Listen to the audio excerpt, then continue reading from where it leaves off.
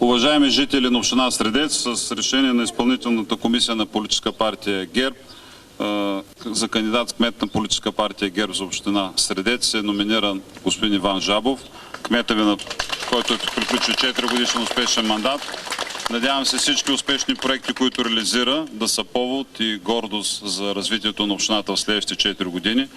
Подкрепяме инвестиционната програма. Знаем, че в новия програмен период има достатъчно добри работни проекти и ако наистина администрацията събере сили и продължи този устремен път, състоянието на общината значително ще се подобри и начинът на живот ще се подобри като качество. Затова и министрите на околната среда и министъра на земеделието горите са тук да подкрепят успешните проекти на община Средец и на господин Жабов. Благодаря ви.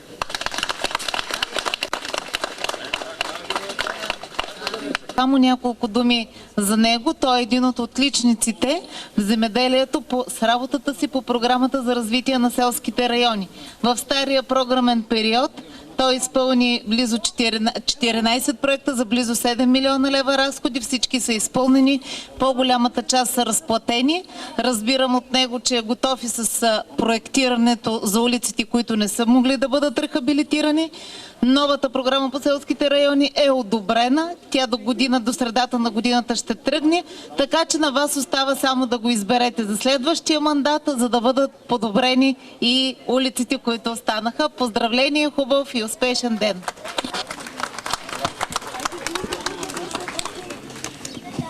Аз съм изключително щастлив, че приключихме най-големия инвестиционен проект на територията на общината и изпълнихме най-важното условие по него — да запазим чиста флората и фауната на река Средецка.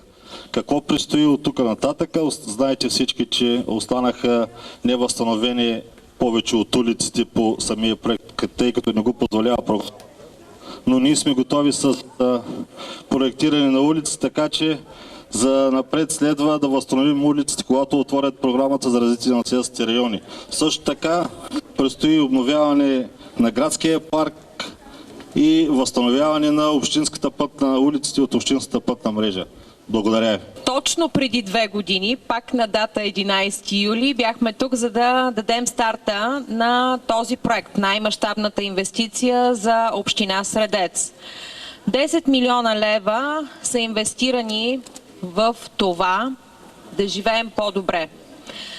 В съвременното общество, знаете, изключително важно за хората е да знаят, че имаме модерна канализация, имаме съоръжения за пречистване на водите, които създават добри условия на живот, които създават добри санитарни условия. Това е грижа за здравето на децата ни, това е грижа за природата.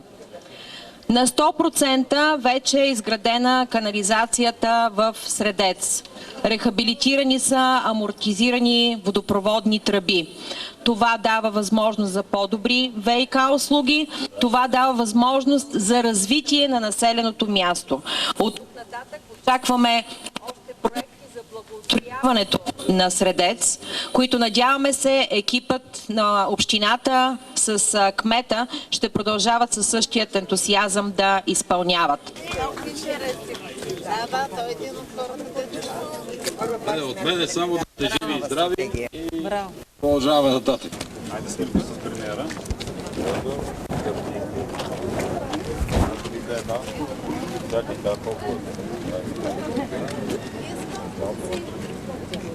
Браво.